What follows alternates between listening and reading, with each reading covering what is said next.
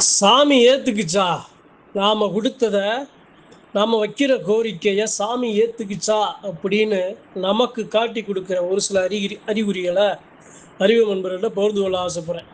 ரொம்ப தூரமா பயணம் பண்ணி வர்றோம். ரொம்ப கஷ்டப்பட்டு வர்றோம். சாமிக்குன்னு போய் ஏதாவது ஒண்ணு செய்றோம். அது அந்த சாமி ஏத்துக்குச்சா? அப்படிங்கிறது நமக்கு தெரியணும்ல.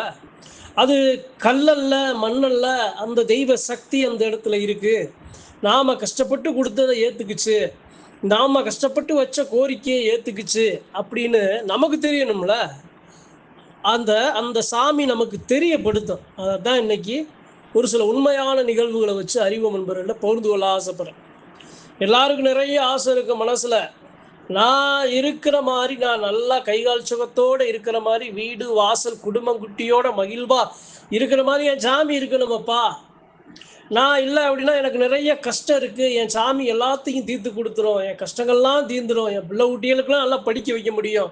கல்யாணம் நான் பண்ணி வைக்க முடியும். என் வறுமை மாறும். என் விவசாய நிலம் நல்லா செழிக்கும். இது மாதிரி நம்ம சாமி நமக்கு இதெல்லாம் செஞ்சு குடுக்கும் அப்படிங்கிற நம்பிக்கை இருக்கும். இதெல்லாம் வச்சு நம்ம சாமிக்கு நாம போய் ஒண்ணு செய்வோம். இந்தந்த சாமிக்கு என்னென்ன செய்வோம்? ஏதோ அந்த எல்லையில ஏதாவது ஒரு திருப்பணிய செய்வோம். இல்லன்னா ஒரு பொங்கல வச்சு, ஒரு நிலமாலைய சாத்தி, ஒரு அபிஷேகத்த பண்ணி, அந்த சாமிய வணங்கி வருவோம். இல்ல அந்த சாமிக்கு வேண்டுதல அருவா எடுத்து சாத்து, வேல்கம்பு எடுத்து சாத்து, அதே சமயம் அந்த சாமியோட ஆயுதம் ஏதாவது ஒண்ண எடுத்து சாத்து. இல்ல அப்படின்னா, அந்த சாமி அந்த எல்லைக்கு வர்ற மக்களுக்கு ஏதாவது ஒரு அன்னதானத்த நாம குடுப்போம். இல்ல அப்படின்னா, அந்த சாமிக்கு தேவையான ஏதாவது திருவிழா நேரங்கள்ல நாம ஒரு பெரிய ஒரு நன்கொடைய நாம எடுத்துக்கிருவோம் அப்படின்னு ஏதாவது அந்த சாமிக்கு நாம செய்வோம். சரி, நாம செஞ்சது அந்த சாமி ஏத்துக்குச்சு அப்படின்னு நாம எப்படி அதை நம்புறது? நமக்கு எப்படி அது தெரியும்? அப்படிங்கிறத ஒரே ஒரு உண்மையான நிகழ்வு அறிவு நண்பர்கள்ட்ட சொல்லி இத பகிர்ந்து கொள்ள ஆசைப்படுறேன். இதே மாதிரி ஒரு பங்காளி இருக்காரு. அந்த பங்காளி குடும்பத்துல நிறைய நிறைய பிரச்சனைகள், நிறைய இடையூறுகள், நிறைய தொந்தரவுகள், நிறைய வறுமை. அப்ப அந்த சாமி என்ன பண்றாரு? அந்த சாமி அந்த தெய்வத்துக்காக அந்த எல்லையில போயி, ஐயா நான் வறுமையில இருக்கேன். என் வயிறு பசிச்சாலும், என் புள்ள குட்டிய வயிறு பசிச்சாலும், வயிறு பசிக்க கூடாது. அப்படின்னு உனக்காக என் வீட்ல இருந்து இந்த வாரையா நீ விரும்பி ஏற்கிற ஒரு பயறு வச்ச அவிச்சு கொண்டு வந்திருக்கேன். நானு போட்ட அந்த விவசாய நிலத்திலிருந்து ஒரு சோள கருது உனக்கு கொண்டு வந்திருக்கேன். இந்தா நெல்லு உனக்கு, நெல்லு சாமி நெல்லுன்னு உனக்கு கொண்டு வந்திருக்கேன். இந்தா உனக்காக இந்த என் என் என் நிலத்துல விளைஞ்ச ஒரு கரும்ப எடுத்துட்டு வந்திருக்கேன். எடுத்துக்க. பரிபூரணமா உன்னுடைய பசிய ஆத்து அப்படின்னு என்ன பண்றாரு? அந்த சாமிய நல்லபடியா படைச்சு வணங்கிட்டு வீட்டுக்கு வர்றாரு. அவர் வீட்டுக்கு வந்துட்டாரு. வீட்டுக்கு வந்துட்டு நாள் ஒண்ணும் தெரியல. அவருக்கு குழப்பம். என்னப்பா நம்ம சாமிக்கு நாம இவ்வளவு கஷ்டத்துலயும் நம்ம சாமிக்கு இத்தனையும் நம்ம எடுத்துட்டு போய் செஞ்சுட்டு வந்தோமே, நம்ம சாமி அதை எடுத்துக்கிச்சா? அதை நாம கூட அதை பயன்படுத்தாம நம்ம சாமிக்கு கொடுத்துட்டு வந்தோமே, அது சாமி ஏத்துக்குச்சா? அப்படின்னு முதல் நாள் குழப்பம். ஒண்ணும் தெரியல. 2வது நாளும் பார்க்கிறாரு. 2வது நாளும் எதுவும் தெரியல. அவருக்கு சங்கடம். நம்ம சாமி கொடுத்ததை ஏத்துக்கலையா? இல்ல ஏத்துக்குச்சா? ஏத்துக்கிட்டு இருக்கோம் அப்படின்னு என்ன பண்றாரு? மனசுக்குள்ள நினைச்சுக்கிட்டே அன்று இரவு உறங்க போறாரு.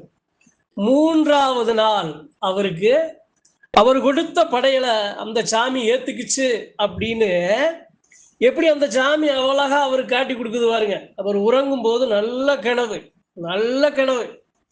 அப்ப அந்த இடத்துல என்ன ஆகுது அப்படின்னா, 2 உருவத்தை காட்டுது. ஒண்ணு ஒரு அம்மா இருக்கு. ஒரு அம்மா ஒரு சின்ன ஒரு பச்சை குழந்தைய வச்சு ஒரு அம்மா இருக்கு. இன்னொருத்தர் ஒரு ஐயா இருக்காரு. வெள்ளை வேட்டிய கட்டியிருக்காரு. சட்டை ஓடல, நல்லா உருமா கட்டியிருக்காரு. என்ன ஆகுது அப்படின்னா, முதல்ல அந்த அம்மா தான் பிள்ளைய தூக்கிட்டு வந்து எப்படி பாருங்க. அதாவது நாம கொடுத்த படையல அந்த சாமி ஏத்துக்குச்சு. நீ கொடுத்த எனக்கு பசி ஆறுச்சு அப்படின்னு எப்படியெல்லாம் அந்த சாமி நம்ம கிட்ட காட்டி சத்தியமா காட்டி கொடுக்கும். நாம போய் கும்பிட்டோம், செஞ்சோம், செலுத்தினோம்லாம் அதெல்லாம் ஏத்துக்கிட்டுலாம் விட்டுறாது. யாராக இருந்தாலும் எல்லாத்துக்கும் காட்டி கொடுக்கும். உண்மையும் நேர்மையுமா எதையும் எதிர்பார்க்காம தெய்வத்தை பத்தி சிந்தனை செய்து அந்த தெய்வத்துக்காக செய்யற எல்லாத்துக்கும் அந்த சாமி மறுபடியும் திருப்பி அந்த சாமி தரிசனம் கொடுக்கும். நான் ஏத்துக்கிட்டேனப்பா அப்படிங்கிற ஒரு நம்பிக்கையை கொடுக்கும், மன மகிழ்வை கொடுக்கும். அதுக்காகவே அந்த சாமி வரும். அப்ப என்ன ஆகுது அப்படின்னா, அந்த அம்மா ஒரு பச்சை ஒரு குழந்தைய வேகமா தூக்கிட்டு வந்து என்ன ஆகுது அப்படின்னா, அந்த எல்லையில சோள கருது, எப்படி சோள கருது இருக்குல்ல, அந்த சோள கருது அந்த சாமிக்கு அவர் படைச்சாருல, அதே மாதிரி அந்த அம்மா என்ன பண்ணுது, தன்னுடைய பச்சை குழந்தையை தூக்கிட்டு வந்து அவருடைய எல்லையில அந்த சோள கருது விளையிற இடத்துல உட்காந்து ஒரு சோள கருதை பறிச்சு எப்படி தன்னுடைய கையில கொஞ்சோண்ட வச்சு அதை நசுக்கி நல்லா நசுக்கி கொஞ்சோண்டு தன்னுடைய பிள்ளைக்கு ஊட்டி விடுது. இது அவருக்கு முதல் கனவு. சரி, ரெண்டாவது கனவு என்ன அப்படின்னா, அவரு அந்த வெள்ளை வேட்டி கட்டி சட்டை போடாம தலப்பா கட்டி இருக்காரு பாத்தீங்களா, அவர் வர்றாரு.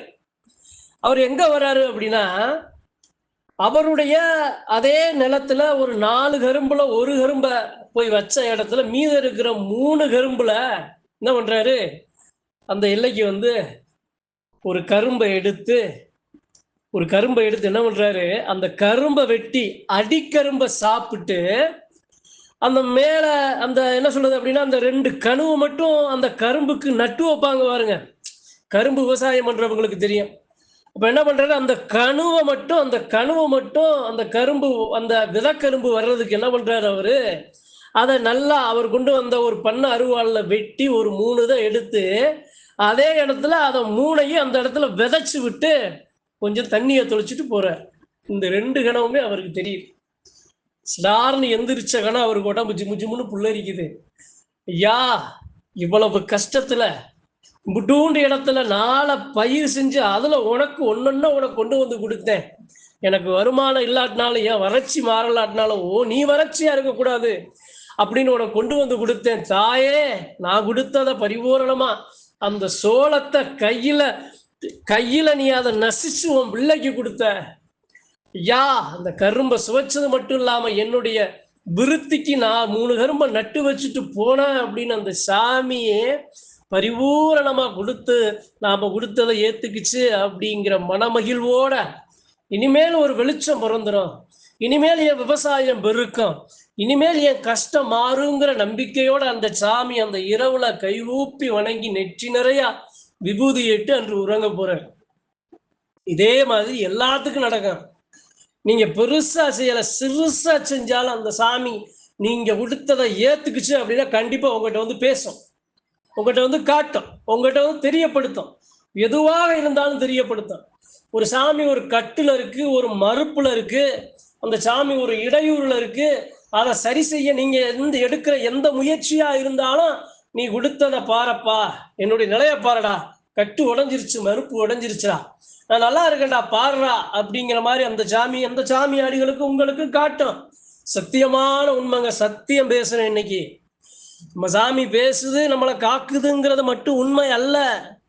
ஏழை எளிய மக்களுக்கு உண்மை நீதியும் நேர்மையான மக்கள் எல்லா மக்களையும் அந்த சாமி சந்திக்கிறது மட்டும் அல்லாம அந்த சாமிக்கு தன்னுடைய நிலைய காட்டி கொடுக்குங்கிறது தான் சத்தியமான உண்மை.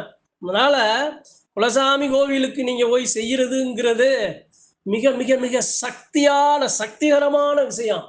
நீங்க என்ன செஞ்சாலும் அந்த சாமி பரிபூரணமா எடுத்துக்கிட்டு இதுல நீங்க செய்யறது முக்கியமல்ல. அந்த சாமிக்கு இல்லாததா, அந்த சாமிக்கு கிடைக்காததா, அந்த தெய்வம் நினைச்சா எதையும் எந்த எல்லையில எந்த மாளிகையில எல்லாத்தையும் அந்த இடத்துல வந்து கொட்ட வைக்கும்.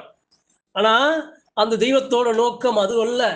தாம் புள்ள என்ன கொண்டு வருதுன்னு தவிச்சு காத்து கிடக்கிற சாமியே, அந்த சாமிக்கு எல்லா மக்களும் போய் நம்மளால முடிஞ்சதை நம்ம செய்யணும்னு இந்த இடத்துல சொல்ல வரேன்.